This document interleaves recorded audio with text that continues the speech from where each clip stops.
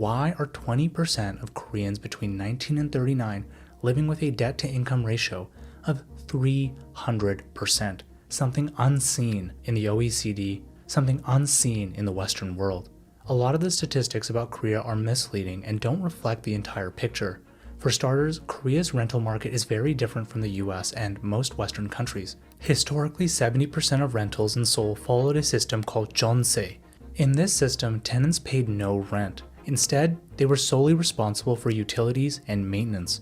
Sounds incredible, right? No, there is a very aggressive catch.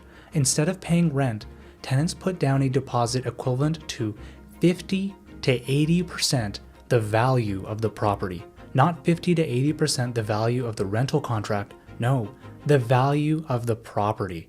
That means if you were renting a unit that was worth $500,000, you would put down a deposit on day one of over $250,000.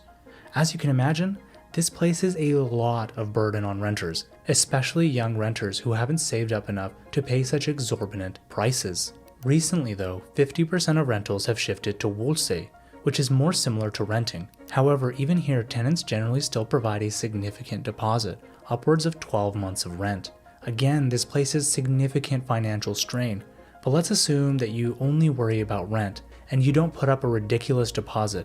Is it affordable to have kids? Absolutely not. Let's actually unpack this data. Koreans who work at a chaebol or a large Korean conglomerate in Seoul that live modestly can save about $3,000 per month after rent and groceries. Not bad.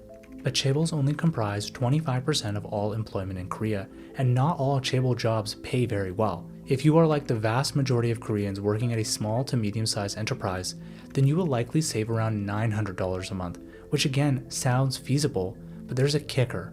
Remember how we mentioned that Korea is competitive, especially when it comes to education?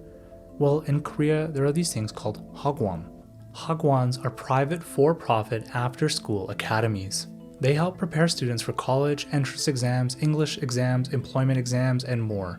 All in all, the private education sector in Korea represents a nearly $19 billion industry. Which begs the question, how expensive are these? Entry-level hagwons are about $300 per month.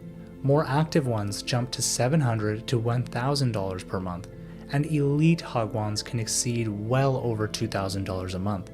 This means that $900 of disposable income nearly vanishes with just one child, leaving no money for recreation, travel, dining out, and more.